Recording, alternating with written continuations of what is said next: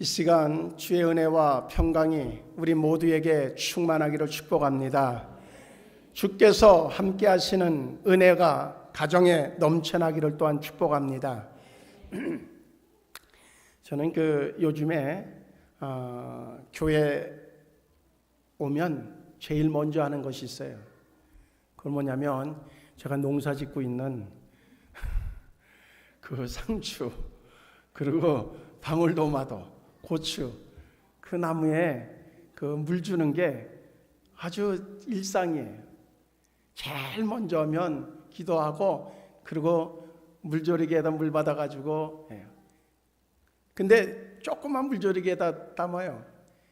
처음에는 한 4번 정도 왔다 갔다 하면 됐는데 지금은 식구가 늘어나니까, 그러니까 한 10번에서 12~13번 해야 돼요. 근데 왜 그러냐면 그래도 큰 걸로 안 하는 게 그게 운동이 되니까 운동 겸해서 그거를 해요. 근데 어제죠. 어제 여전히 물을 이렇게 주고 있는데 어느 여자분 한 분이 이렇게 지나가요. 지나가면서 그러는 거예요. 야, 엄마 말 좀 들어라. 엄마 말을 들어야지. 엄마 말을 안 듣는 애가 어떻게 이쪽에서 사랑을 받을 수 있겠냐. 여전히 얘기하는 거예요. 야, 엄마가 오라 그러면 오고 엄마를 좀 잘 따라다녀야지. 근데 보면 혼자인 거예요. 저분이 조금 뭔가 마음에 트라우마가 있나 보다. 그래서 다시 봤어요. 근데 여전히 얘기해. 다시 이렇게 보니까 가슴에 뭔가 안고 있어. 강아지인 거예요. 좀 더 정확하게 얘기하면 개새끼인 거예요. 엄마 얘기 들으라는 거야. 순간적으로 제가 물조리개 주다가 저기에서 물 한 그 조리개를 그냥 상추 하나에다 다 부었어. 야, 어쩌다가 세상이 이렇게 됐나. 어떻게 그 아주머니는 개 엄마가 됐나. 어느 사람은 개 아빠가 될 거 아니냐고. 저 개가 행복할까? 개는 개여야 돼요.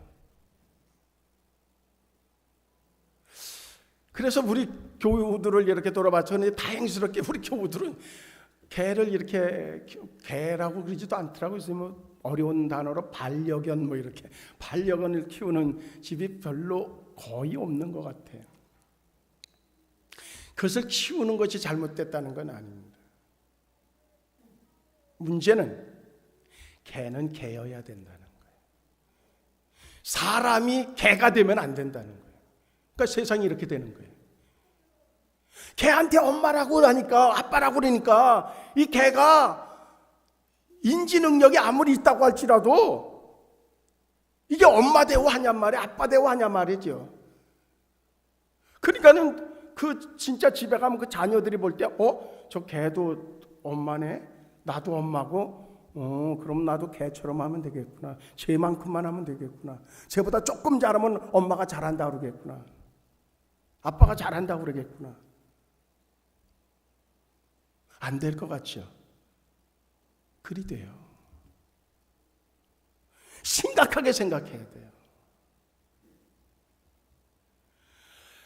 나름대로의 존재 목적이 있어요. 그 목적에서 벗어나면 행복하고 잘 될 것 같지 안 그런 거예요.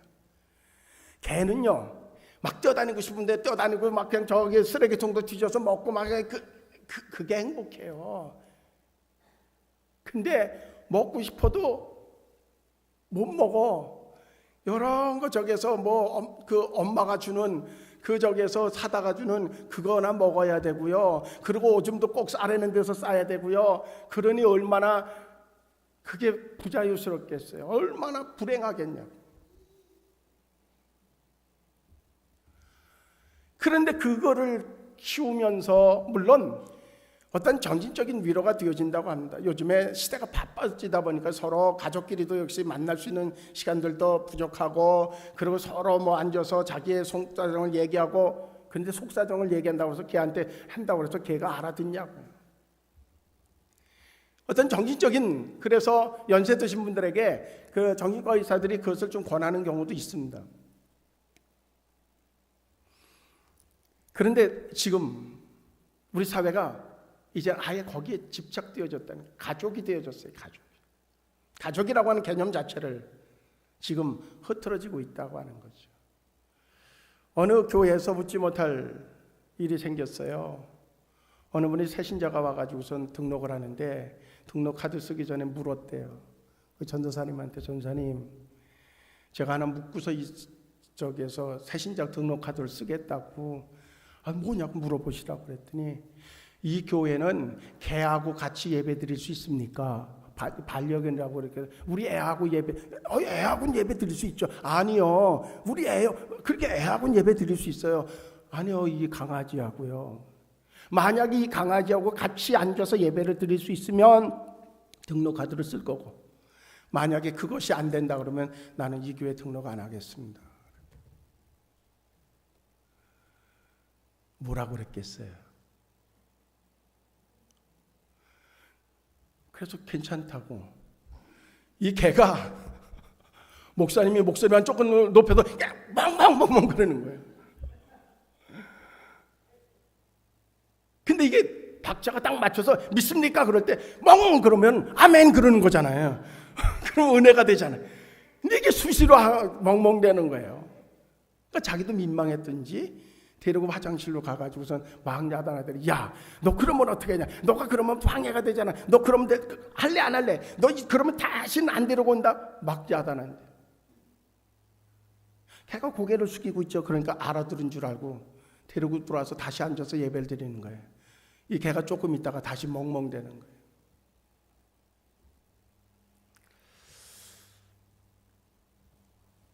과연 우리 사회가 바로 가고 있는가라고 하는 물음을 묻고 싶어요. 개 장례식장도 생겼어요. 만약에 그런 개는 아직 안 됐을 것 같은데 그런 시대가 온다 그러면 어떡할까? 저도 고민일 거예요. 누군가 와가지고, 집사님이 와가지고, 목사님, 막 슬피 울면서, 목사님, 장례 예배를 드려주세요. 왜요? 어머님이 돌아가셨나? 누가 돌아가셨나? 아니, 우리 개가 죽었는데요. 장례 예배를 드려주세요. 그러면 저는 뭐라고 그럴까?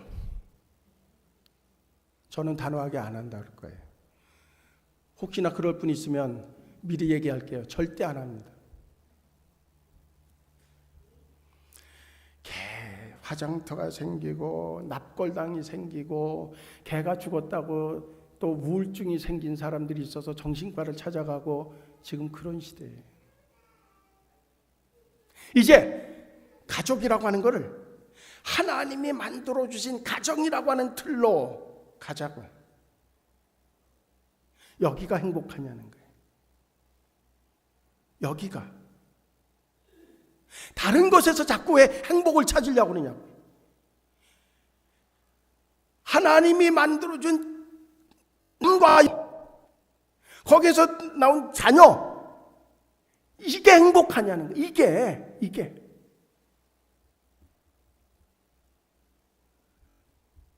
단순한 순간으로 주어지는 기쁨이 아니라 행복을 찾자는 거예요. 만약에 이것이 부족해서 이것이 문제가 돼서 개를 데려왔다고 하면 그 순간부터 그 가정은 회복 불가능해요.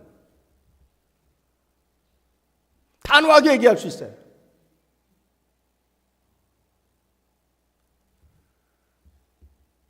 그거 보면서 즐거워하고, 그것 때문에 막 그게 막 꼬리를 흔들고 막 달려들고, 그것 때문에 막 웃고, 이것이 가정의 행복 깨지는 거예요.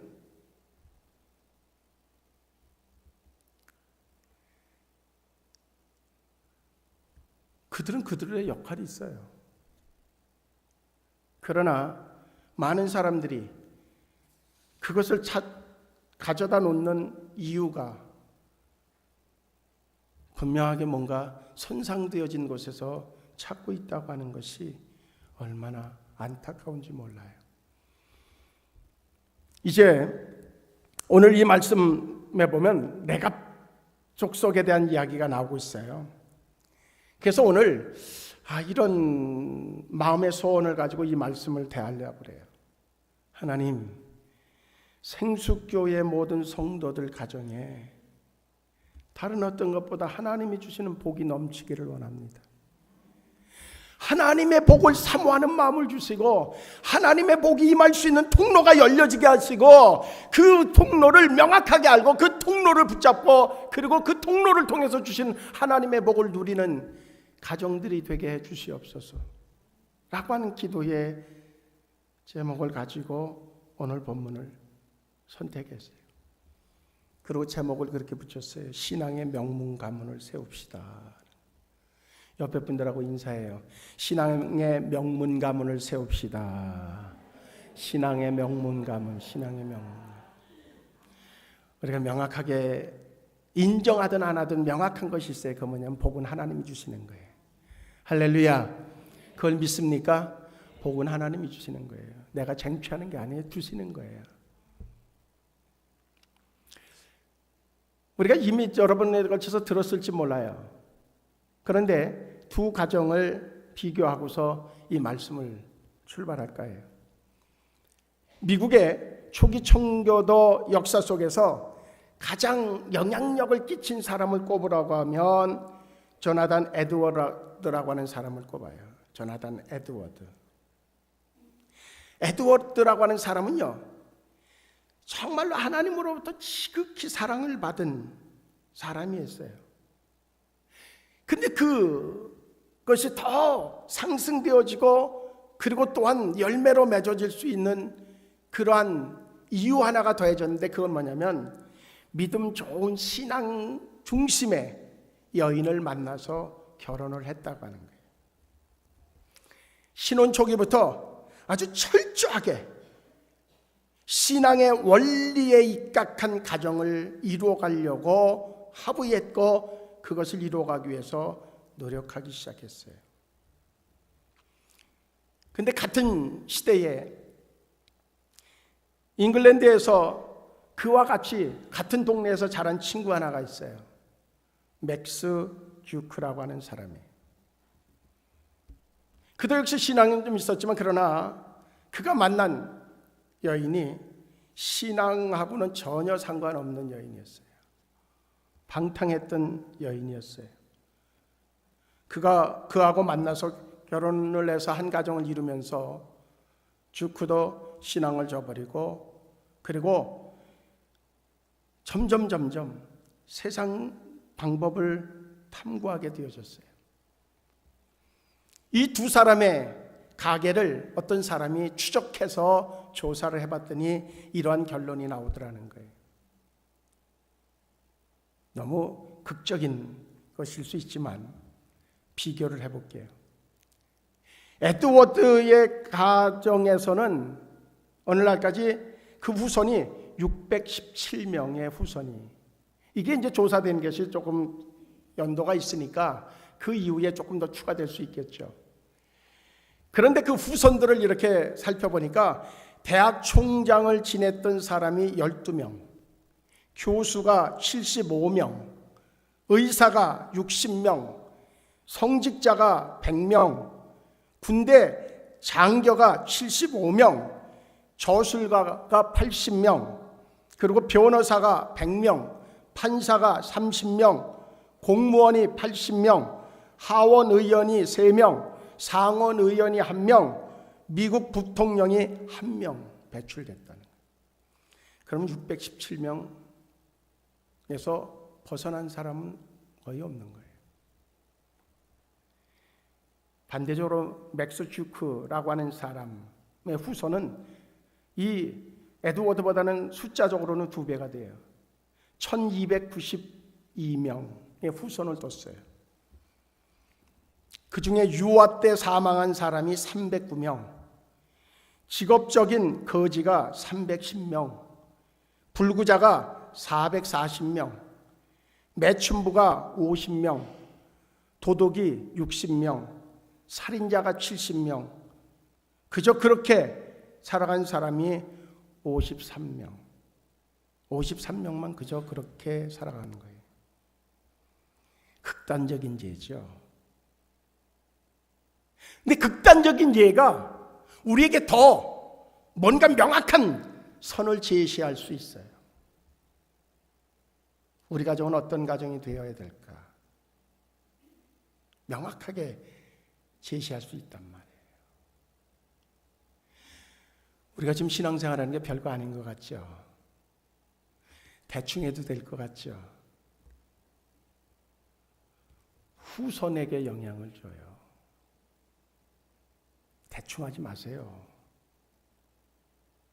왜 대충 하려고 그러세요?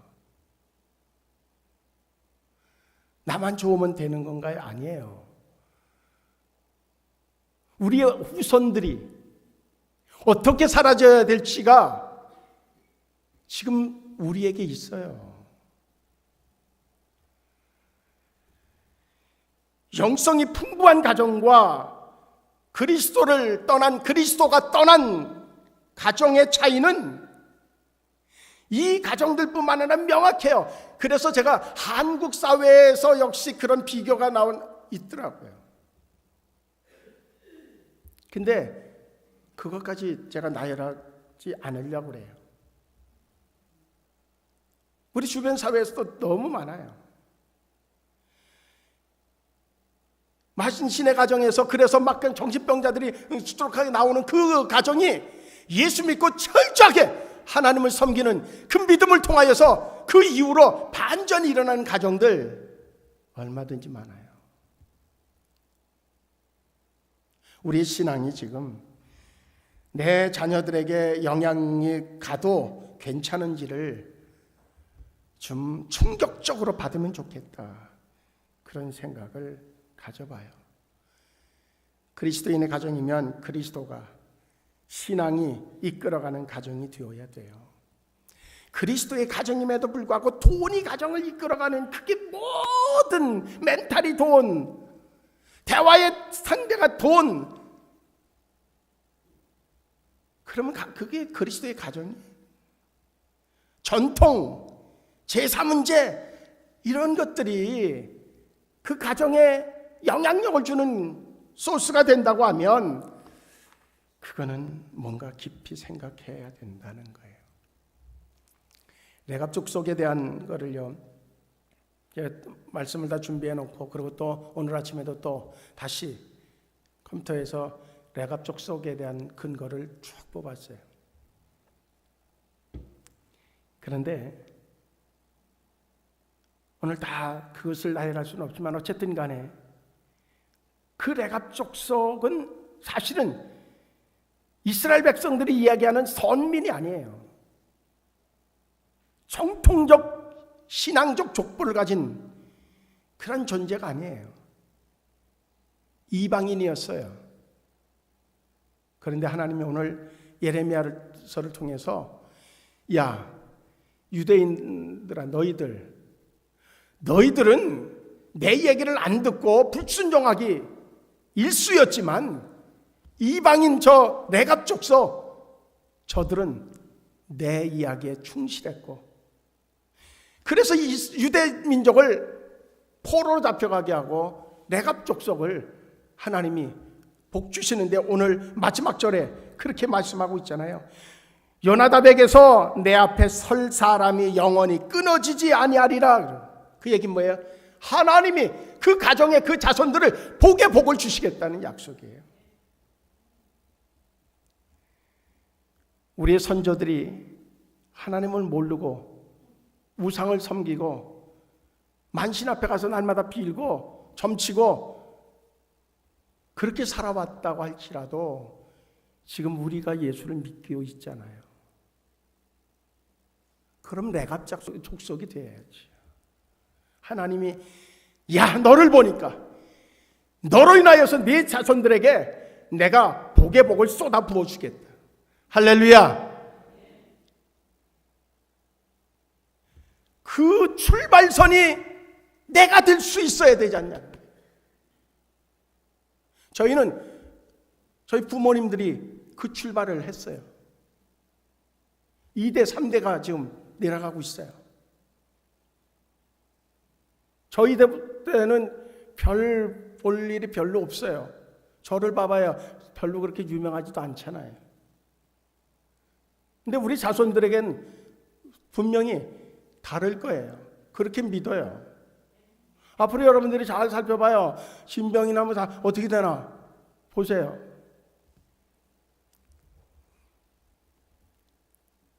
중요한 건 그런 비전을 우리가 품어야 돼요. 마땅하게 품어야 돼요. 성경이 이야기해주고 있어요. 성경이 이야기해주고 있다고.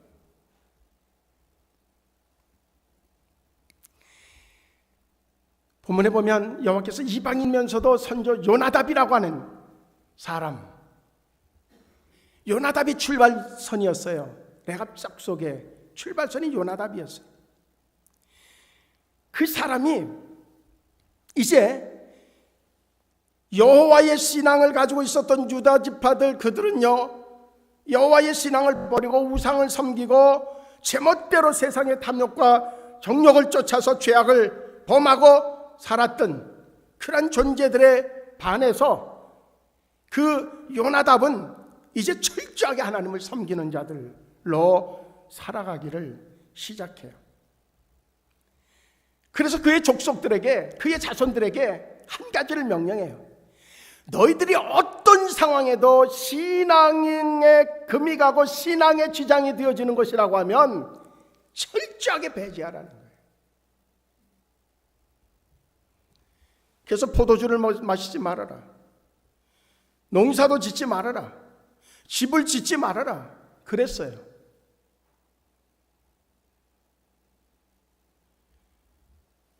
너희가 신앙을 지키기 위해서라고 하면, 너희가 순간적으로 조금 불이익이 다가온다고 할지라도 너희가 순간적으로 손해보는 것 같아도 철저하게 끊으라는 거예요.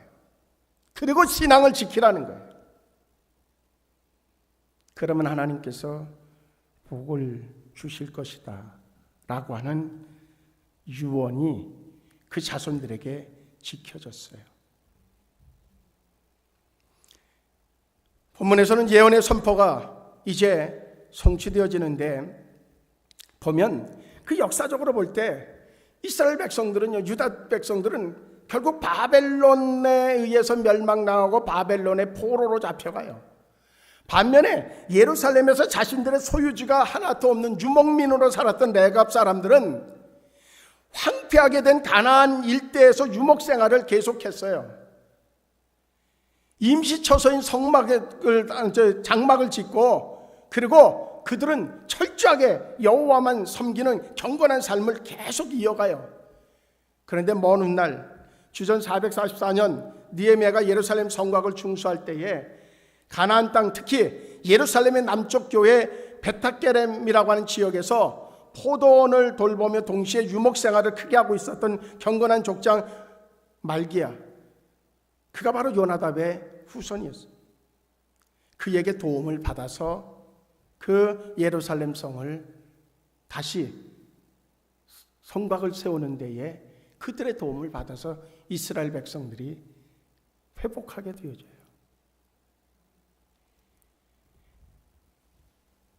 레갑 족속에 대해서는 여러 가지 이야기들이 있습니다. 그가 이제 하나님 앞에서 정말로 어떻게 살아야 될지에 대한 그러한 그 믿음을 어떻게 얻었는지에 대해서는 뭔가 상세하게 나와져 있진 않아요.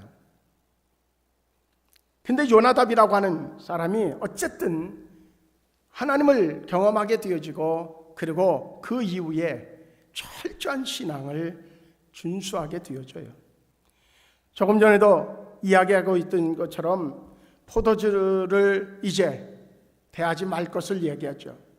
그런데 예레미야가 그들 앞에서 포도주가 가득 담긴 사발과 잔을 놓고서 마시라고 권면한 적이 있었어요.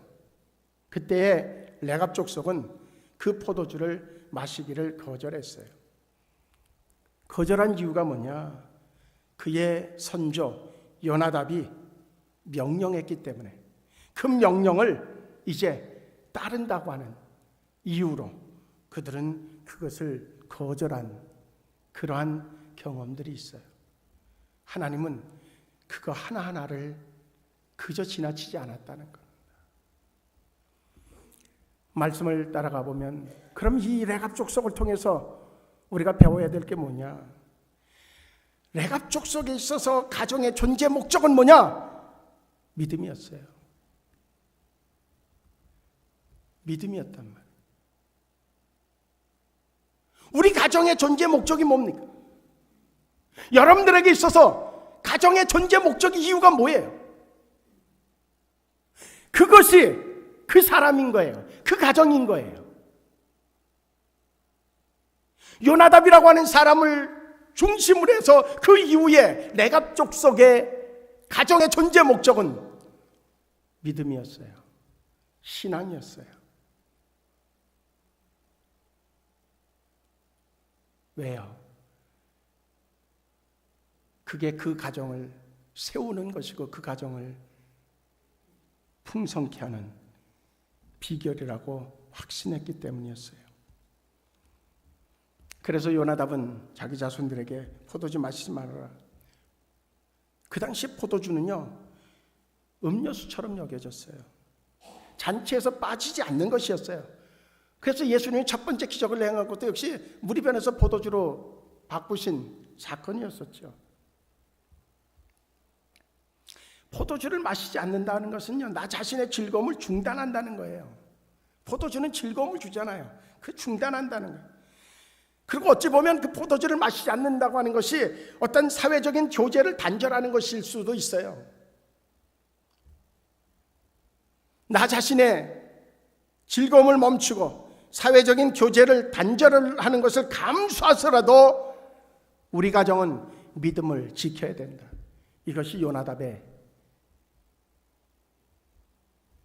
유언이었어요. 우리는 어때요? 어쨌든 그래, 이렇게 됐든 저렇게 됐든 진급하면 되고 이랬든 저랬든 돈이 많이 들어오면 되는 걸로 여겨져서 다 수용합니까? 요나단은 집을 짓지 말라는 명령을 해요. 집을 짓지 말라는 얘기는 소유욕에 얽매이지 말라는 거예요. 사람이 가장 눈빛이 달라질 때가 언제인지 아십니까? 욕심이 차여져 있을 때예요. 욕심에 붙잡혔을 때. 더 크고 좋은 것을 소유하고자 하는 욕망, 그것이 가슴에 들어오면 그때부터는 그것에 의해서 모든 것들이 다 맞춰져 가요. 요나답은 후손들에게 집을 짓지 말라고 명령함으로써 소유로 인하여서 하나님을 떠나는 일을 없도록 미리 차단시켰어요. 예배를 왜 빠져요? 하루 더 나가면 일당이 들어오니까요. 세 번째, 요나답은 농작물을 재배하지 말라고 얘기했어요. 농사를 짓게 되면 당시 농사를 지으면서 살았던 가나안 사람들과 사귀게 될 가능성이 높아졌고, 가나안 사람들과 사귀게 됐을 때 자연적으로 그들이 가지고 있었던 바알신을 받아들일 수 있었고, 그 당시에 풍요의 신, 풍부의 신, 그 바알의 문화를 받아들일 수 있다고 하는 사실을 요나답은 직감했던 거예요. 그러니까 농사도 짓지 말고 유목민으로 살아갈 것을 명령했어요. 레갑 족속은 신앙이 이끌어가는 족속이에요. 조금 빈궁하고 구차하고 인정받지 못하는 생활이다 할지라도 그들은 신앙을 지키는 것을 소중하게 여겼어요. 지금 그것을 우리는 자꾸 거부하고 있어요. 그러면서 어떻게 돼요? 신앙은 아주 희석되어져 있어요. 그러면서도 여전히 머릿속에는 자녀들이 잘 되면 좋고 가문이 번성하면 좋겠다고 하는 생각은 여전히 있어요. 그런데 어디에 그 통로가 열려질 통로가 막혔잖아요. 그런데 더 중요한 것은 레갑 족속은요, 예레미야가 예언한 때와 요나답이 가족들에게 명령한 때의 시대적 그 시간의 차이는 얼마가 나는가 하면 200년의 차이가 나요. 다시 얘기하면 예레미야가 이 말씀을 선포하고 그리고 하나님의 축복을 전달할 때에는 이 요나답으로부터 200년의 역사가 흘러와서 그 가문이 계속적으로 신앙을 지켜왔다는 거예요. 쉽지 않아요. 우리가 신앙생활하는 것도 1년 한 단위로 놓고 봐도요, 1년 줄곧 참 믿음을 지켜나가는 거 쉽지 않잖아요. 그런데 200년을, 그것도 한 사람이 아니라 대를 3대, 4대가 되어지는 그 대를 이어서까지도 그 믿음이, 그리고 그 요나답 그 손조가 얘기한 얘기를 꽉 지켜가면서 신앙을 유지해 나간다? 쉽지 않잖아요. 권사님들 자녀들 저기에서 교회 나오라는데 안 나오잖아요. 나와라 안 나오잖아요. 2대도 넘어가기 쉽지 않잖아요. 때려서 되던가요? 왠지 아세요? 답을 드릴까요? 안 보여준 거예요. 안 보여준 거예요. 이러자고 하면은 응 알았어. 저러자고 그러면 응 알았어. 뭘 보여줬어요? 안 보여주니까 그들은 그래도 되는 줄 아는 거예요. 아닌 건 아니어야 돼요.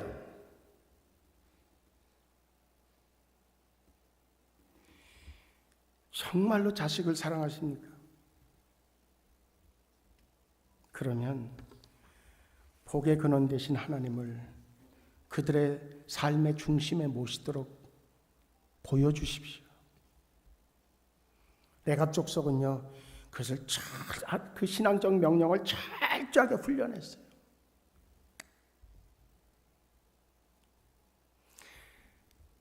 혹시라도 이런 생각을 가지고 계십니까?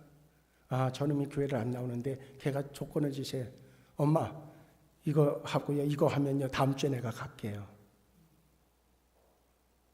안 되는데? 그거 안 되는데? 아니, 이거 하면 간다니까요, 다음 주에. 정말이지? 들어줬어요. 그 아이의 마음속에 무슨 생각이 들어요? 아, 그렇게 얘기하면 엄마가 지켜오던 것도 꺾는구나. 그럼 다음번엔 더 단수를 높이면 엄마가 넘어갈 텐데 뭐. 그게 우리인 거예요.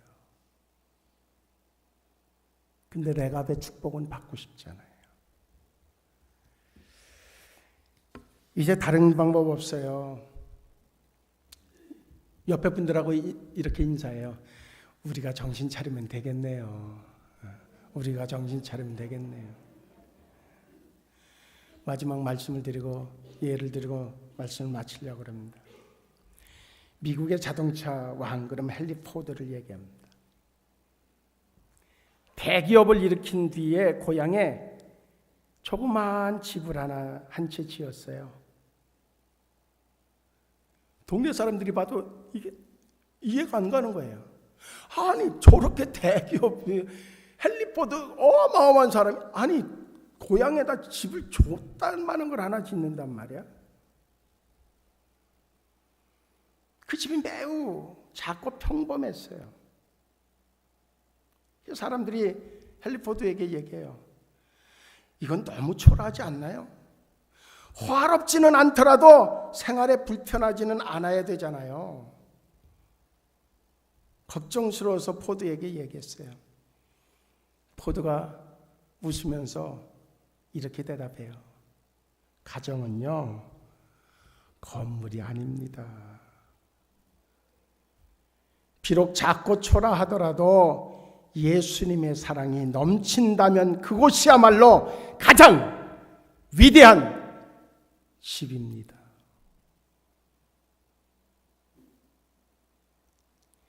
지금도 디트로이트에 있는 헨리 포드 기념관에 가면 이런 글이 있다고 그래요. 제가 갔는데 이 내용을 몰라가지고 거길 못 들어가 봤어요. 다음번에 가면 제가 들어가서 확인하려고 그래요. 디트로이트에 있는 헨리 포드 기념관에 가보면 이런 글이 있대요. 헨리는 꿈을 꾸는 사람이었고 그의 아내는 기도하는 사람이었다. 헨리 포드의 성공의 이면에는 꿈꾸는 사람과 기도하는 사람이 함께 이룬 아름다운 가정이 있었다는 거예요.